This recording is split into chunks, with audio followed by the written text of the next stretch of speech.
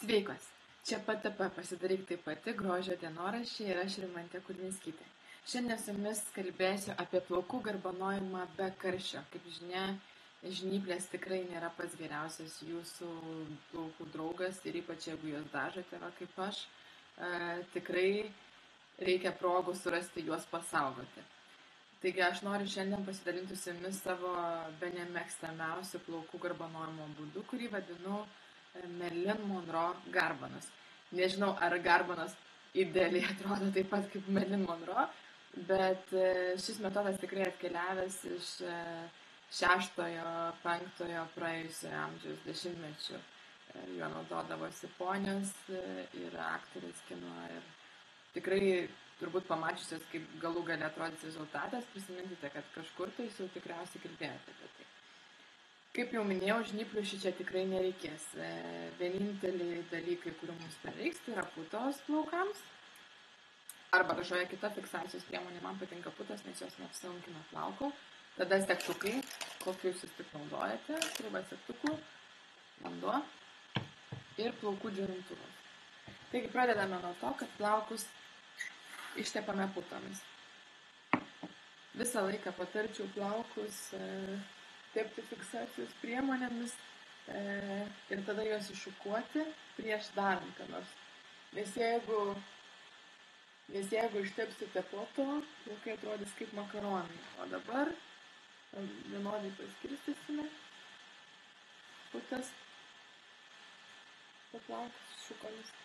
Padarysime sklastymą toje vietoje, kur norime, kad būtų mūsų garbanas. Ir pradėsime sukimo procesą. Dailiai visą laiką pradedame nuo priekio, nuo savo grifkos, tai dabar gerokai trumpesnė negu anksčiau. Taigi visa paslaptis yra tame. Labai paprastai rodo. Reikės 2 pirštų. Nežinau, kuriais patogiau, bet šitais patogiausia man.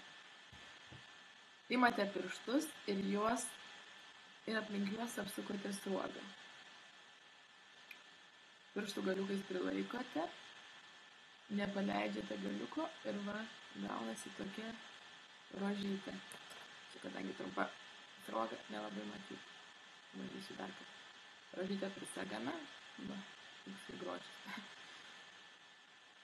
Gerai, iš kurios čia pusės gerai matyti. Dar viena sruoga. Iššukuojame. Imame 2 pirštus, vyniojame aplink juos sruogą. Galiuką prigrėbiu, kad nepasileistų ir lėtai ištraukinėju, taip kad nesusiveltų mano rožė. Ir dar papildomai prisuku, kad garbana būtų prie pat šaknies. Ir vėl prisegu. Tai va. Rodu 3 kartą, visos galvos nerodysiu, kaip susuku, nes tikriausiai čia ilgai ir nuobodžiai sėdėtume.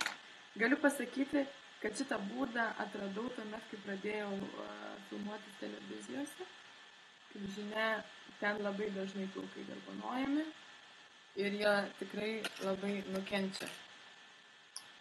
Ir galiu pasakyti, kad garbanos nebūtinai, jeigu jums patinka tiesūs plaukai, bet kartais laikas nuo laiko susipinate juos arba pasidarote kokią šukuosiną.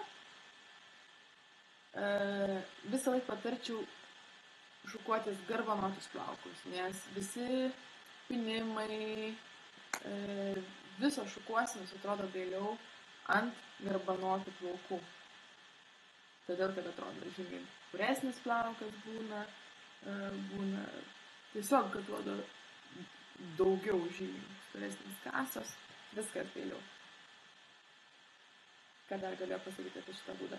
Kadangi mano plaukai dažyti, jie yra pakankamai paklusnus ir tikrai lengvai pasiduoda visokiem garbanojimams. Nežinau, ar šitas būdas idealus moterims, kurių plaukai šiek tiek labiau užsispyrė.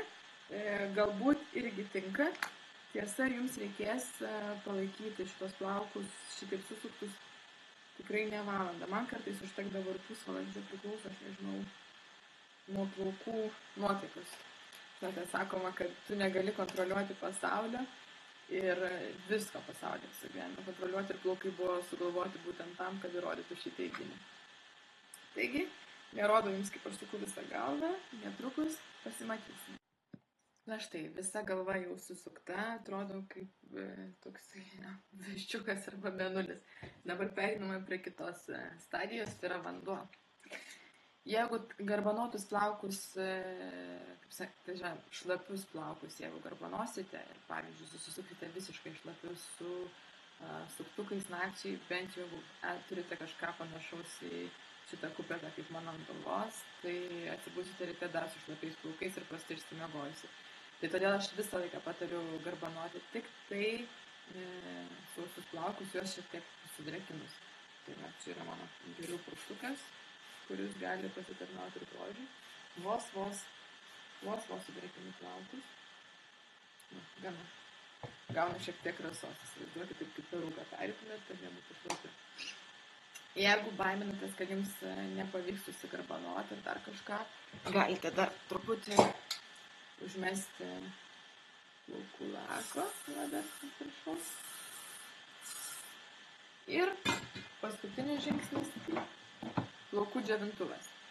Kiek turite kantrybės, jeigu norite, kad rezultatas būtų greitesnis, tai, nežinau, įsijunkite karščiausią, bet aš sakiau, karščio aš nemėgstu ir jums nepatariu. Režimą, jeigu norite, kad pasaugo plaukučius, tai tada užteks ir vėsesnė. Ir džiovinate plaukus. Kažkur tais padžiovinusios porą minučių, aš dabar nerodysiu, kaip džiovinu, bet tu galiu, tarkim. Išjungti iš rozetės. Nesvarbu. Padžiovinusios porą minučių, jau kai matote, kad plaukeliai yra pradžiuvę, bent jau aš darau taip, aš užsirišu skarą ir einu savo reikalų daryti. Kokią valandėlę pamirštu apie plaukus. Ir pažiūrėkite, kas bus po valandos. Jau praėjo valanda ir metas pasižiūrėti į darbo rezultatus.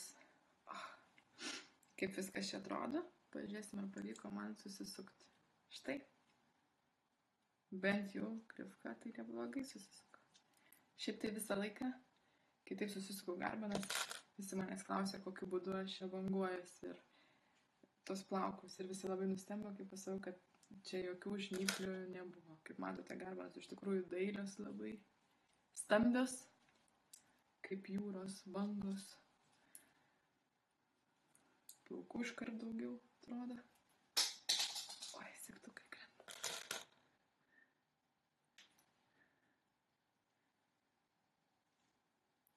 Jau, beveik viskas. Šiaip dažniausiai net valandos, kaip ir minėjau, neužtrunku su šituo reikalu. Jeigu būsite, tai iš viso galėsite į savo rytus šitą garbanojimo metodą įtraukti ir džiaugtis dailiai susuktais plaukais. Perbraukime pirštais. Pakedename. Aišku, jeigu norite, dar galite papurkšti laku.